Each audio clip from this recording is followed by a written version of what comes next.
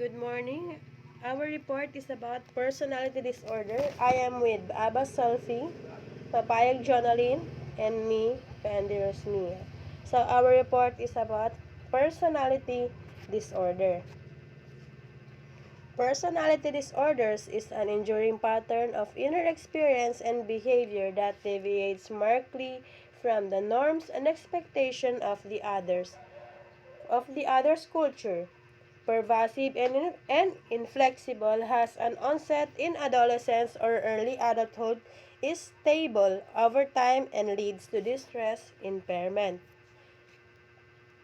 So, um, when you grow up in a society in a difficult environment as a child, you try to find out the way how will you survive.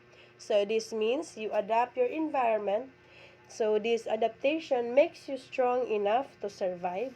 They should be seen you as a strength or weakness, but the strength help you to survive as a child may hold your back later in life. This adaptation makes you more strong enough. So personality disorder is not a disorder, but rather an ability to adapt to a difficult environment. Others may see you in a difficult or manipulative or angry.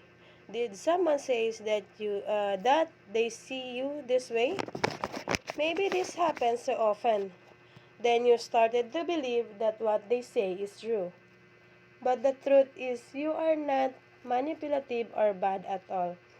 They may look at you the way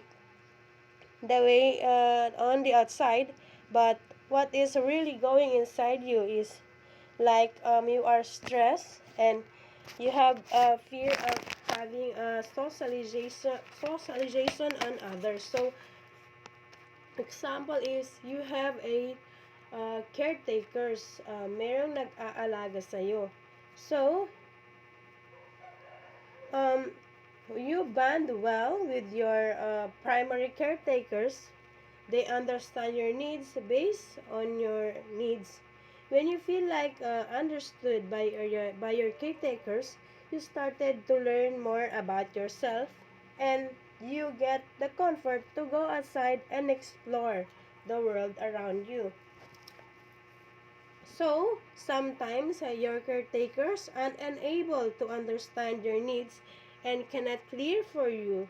This may be, so, di ba ang mangyayari is yung caretakers mo is like magiging cause of your stress and anxiety. So, ang mangyayari is when you have a situation like that, you will be having a shield, or magkakaroon ka ng strength to avoid the way that they treat you. So, ang gagawin mo is magkakaroon ka ng strength na parang ang gagawin ko is like I will close the doors and go inside, and I will not have a socialization with others.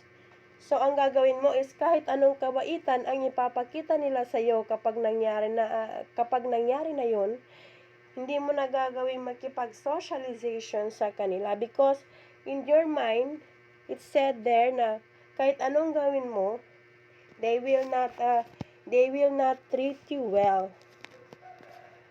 So next is they affect at least two of these areas: way of thinking about oneself and others, way of responding emotionally. Yes, what I say is maapektuhan nila ang iyong pag-iisip and how will you respond in an emotions. It believed that personality disorders are caused by a blend of how genetics and your environment affect you. So, here in genetics, no, namana mo daw yung, sinasabi dito is namamana ang personality disorder at yung adaptation in your environment, yung influensya ng iyong environment. Your genes may make it more likely that you develop a personality disorder, and what happens to you in life may set a personality disorder into motion. So next is different types of personality disorder. So we have cluster A, cluster B, and cluster C. So ako is nakatoka ako sa cluster A. So what are cluster A? We have paranoid personality disorder, schizoid personality disorder, and schizotypal personality disorder. So, ang cluster B is antisocial personality disorder, borderline personality disorder, histrionic personality disorder, and narcissistic personality disorder. That will be tackled by Jonalyn Mapayag later on. So, cluster C is avoidant personality disorder and dependent personality disorder and obsessive compulsive personality disorder. So the cluster C will be tackled by uh, Solfi Abbas later on.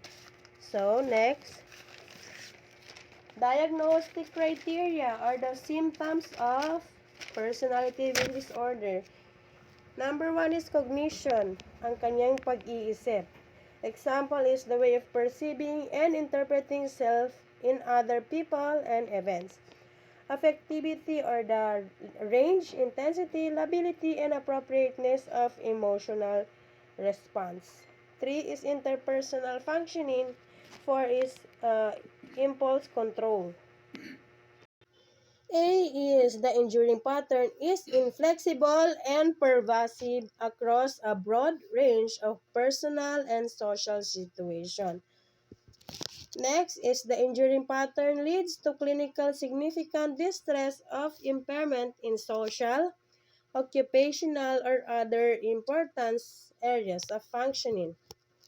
The pattern is stable and of long duration at its onset can be traced back at least to adolescence or early adulthood.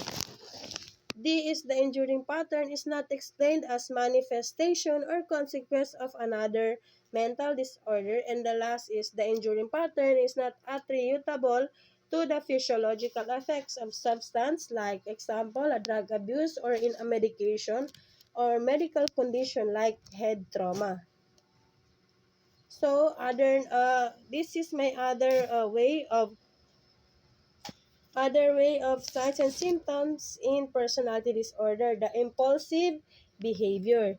Impulsive behavior is doing without thinking. 'Di ba? Lahat ng ating ginagawa dapat pinag-iisipan muna. Next is attempted suicide. You tried to kill yourself. Be physically aggressive.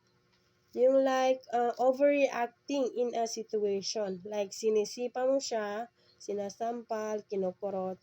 Explosive anger. Ito yung parang sumasabog na nagalit. Yung may anger issues ka, you like shouting, yung madaling magalit. Chronic feeling of emptiness. You feel like you don't belong in the family or in a relationship or in a barkada. Difficulty with relationships. You feel like it's so hard in having a partner. Fear of abandon, ayaw mong mapag-iwanan. Increased withdrawal from socialization, yung ayaw mong makipag-socialize sa ibang tao. Unstable relationship, yes, ayaw mong magkaroon ng relationship with others. No, mood swings, like andaling palitan ng mood mo, yung like happy ka, after that malungkot, after that nagagalit, after that masaya na naman. So next is cause of disorder. It's not clear exactly what causes personality disorder, but they're thought to result from a combination of genes a person inherits and early environmental influence. So here is, ang sinasabi here is yung having a personality disorder is in your lahi or namamana. And it also says here in the adaptation and the influence of your environment. Example of a type of disorder, dissociative, dissociative disorders most often during early childhood in kids who are experiencing like experiencing a long-term trauma. So here says here that who are like you feel like you are abused or physically, emotionally, or sexually, you are abused in a long-lasting time. So this typically involves emotional, physical, or sexual abuse, neglect, and highly unpredictable interaction with caregivers. Yung example ko is the like kanina yung interaction with caregivers. Treatment. The treatment to personality disorder is like dialectical behavioral therapy, a form of psychotherapy that is also known as talk therapy. So here it is a like you are talking with your client, no? Talk therapy is the main way to treat personality disorder. Medicines also may be used during treatment. So here pinagsasabay yung therapy and the medications. Number one is paranoid. Paranoid personality disorder is a pattern of pervasive distrust and suspiciousness of others such that their motivates are interpreted as malevolent. Our topic is personality disorder. It is a mental disorder that is marked by paranoia and excessive distrust and suspicion for others, even when there is no reason to be suspicious. So this time, maghihinala ka na. Paranoid personality disorder is one of a group of condition called eccentric personality disorder. An eccentric personality disorder means that the person's behavior may seem odd, peculiar, or unusual to others. A person with paranoid personality disorder has a tendency to interpret the actions or intention of the others as deliberately threatening, demanding, or malicious. As a result, they find it hard to confide in others, even they prove trustworthy for being exploited or betrayed. They may be quick to feel anger and feel hostile towards others. These generally unfounded beliefs, as well as their habit of distrust, might make it hard for them to form close relationships. The disorder appears earlier adulthood and is more common in men than women. A person with BPD is at a greater risk for experiencing depression, substance abuse, social anxiety, obsessive compulsive disorder, and agoraphobia.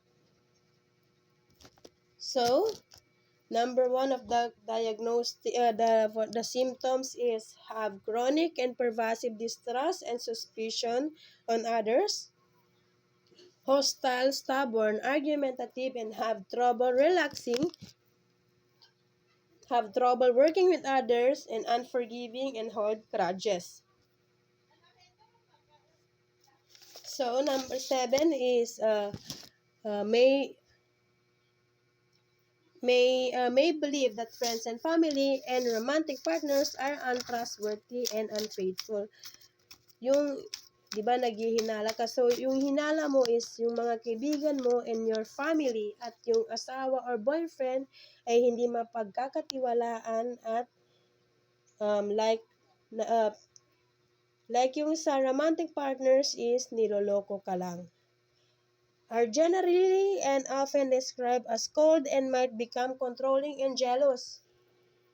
In the terms of having a partners, you feel like nalalabig na siya sa'yo and kinukontrol mo na yung mga lahat ng kanyang gagawin dahil you feel like jealous, nagsiselos ka na. Are reluctant to share personal information of confide in others for fear of the information being used against them. So, ang gagawin mo, ikaw yung mangungunang magkwento sa iba kasi kinakatakutan mong gamitin nila ito laban sa'yo. hypersensitive and do not take criticisms well. Sensitibo, very sensitive nila and hindi nila kayang i-accept yung mga criticisms na hindi nila kayang tanggapin yung mga criticisms na sasabihin sa about them. Number 10 is hidden meaning on the innocent remarks or casual looks of others. Ito yung nai-interpret nila kahit yung tingnan na nila yung isang tao, ang sasabihin nila, ay, sasaktan nila ako, like that. So, so the treatment is psychotherapy using cognitive behavioral therapy, psychotherapy, and medications. Because of the reduced level of trust, treatment is challenging. Many people with the disorder do not trust their doctors and may not follow treatment plan.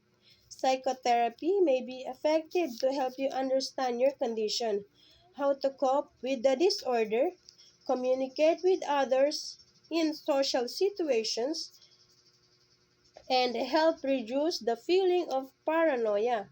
The form of psychotherapy used is CBT. If you have other related conditions such as depression, anxiety disorder, and medication may be helpful. This may include antidepressant, antipsychotics, and benzodiazepines. Combining psychotherapy with medications can be very successful. Next is schizoid personality disorder or SPD. Is a pervasive disorder pattern of detachment from social relationships and a restricted range of emotion in expression of emotion in interpersonal settings. In a schizoid personality disorder marked by long-lasting pattern of indifference to social relationship with a limited range of emotional expression and a consistent shyness from interacting with others. People with this disorder may lack the desire to form close relationship with others or express their feelings meaningfully and are often seen as a loner or dismissive of others. People that suffer from this disorder are able to function fairly well in everyday life and in the society, especially when they will work under conditions of social isolation or work alone. The disorder usually begins in early adulthood. Though some features may be not able during childhood, the disorder is not the same as schizophrenia, but evidence of shared genetic risk exists between the two disorders. However, people with schizoid personality disorder are compared with people suffering from schizophrenia are in touch with reality. So they are unlikely to experience hallucinations. They don't have conversational patterns that are hard and strange to follow as the sense when they speak. So the symptoms is number one is loner and doing activities alone.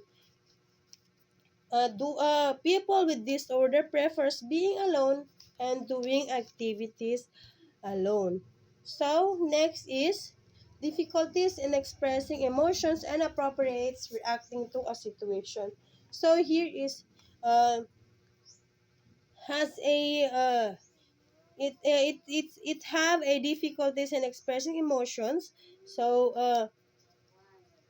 ang ginagawa nila dito is like hindi nila kayang i-express ang kanilang emotions at yung react in a situation. So, next is no reaction and criticism of the others. Yung like pagsabihan sila ng criticisms, wala silang reaction. Lack of close friends, wala silang close friends. Or kulang, shows emotional coldness. So, here is yung mga panlalamig pag yung like nag-iisa like nanlalamig sa mga relationship like friends, no? So the causes is the exact cause of disorder is unknown. Personality forms during childhood and is shaped through the patterns of perceiving, relating to, and thinking about the environment and about oneself. So here is like wala ring exact na cause about our disorder. So ang sinasabi dito is like a personality forms nung bata pa tayo, and like relating sa ating pag-iisip at environment natin. So na letter B is combination of genetic and environmental factors. So here is yung like sa kanina din na genes na sa lahi or namamana or influence ng environment. So, number 3 is experience abuse and neglect as a child. So, inaabuso and also kapag ayaw sa atin bilang ayaw sa atin nung bata pa tayo. So, the treatment for a schizoid is psychotherapy, also using CBT, and group therapy and medication. So, many people choose not to seek treatment because it involves interacting with others. However, treatment can be successful if you desire a changes and can cause a great impact on your life. Psychotherapy can be helpful. The most effective type of psychotherapy is cognitive behavioral therapy, or CBT, teaches you how to change your beliefs and behavior in social situation. Also, group therapy can help you practice your social skills and interact with others. This will improve your comfort level in social situations. Also, in medications, treatment to schizoid personality disorder is psychotherapy using CBT, group therapy, and medications. So next is the a pervasive pattern of social and interpersonal deficits marked by acute discomfort with and reduced capacity for close relationship, as well as by cognitive or perceptual distortion and eccentricities of behavior beginning by early adulthood. So here, no, everyone has their own eccentricities or awkward behaviors. Sometimes, no, however, a person will begin to experience strange patterns of thinking and behaving and struggle to form relationship with others. This condition is chronic mental illness known as schizotypal personality disorder. People with schizotypal personality disorder are often identified as having an eccentric personality. They might take magical thinking, superstitions, or paranoid thoughts very seriously, avoiding people whom they irrationally mistrust, and they also might dress strangely or ramble in speech. These behaviors can make it difficult them to form close relationships and succeed at work or school, 'di ba? In sa panahon ngayon, no, matatakot sila kapag ang makikita nila is yung like nagsasabi ng mga hindi totoo or hindi maayos ang pagsasalita, no? Matatakot sila. And also, it is mas malala ito sa schizoid. Schizotypal is parang like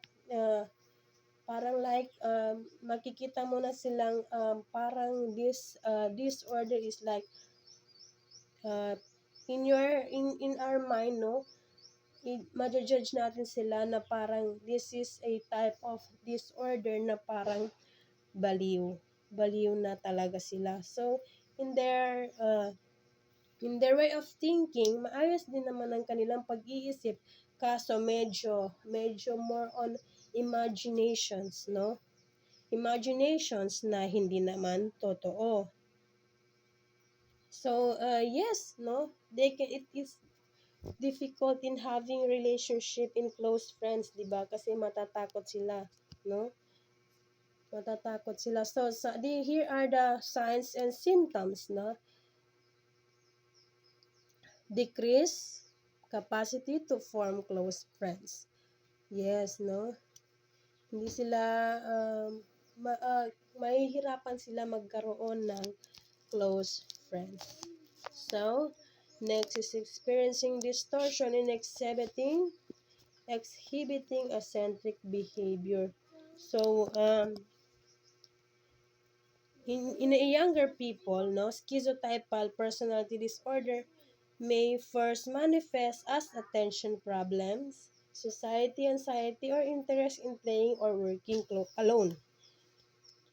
Kids may struggle with being teased or bullied, which can further heighten social anxiety, lack of close friends outside of immediate family, eccentric or unusual beliefs or mannerism, belief in superpowers. Example is the telepathy or superstitions.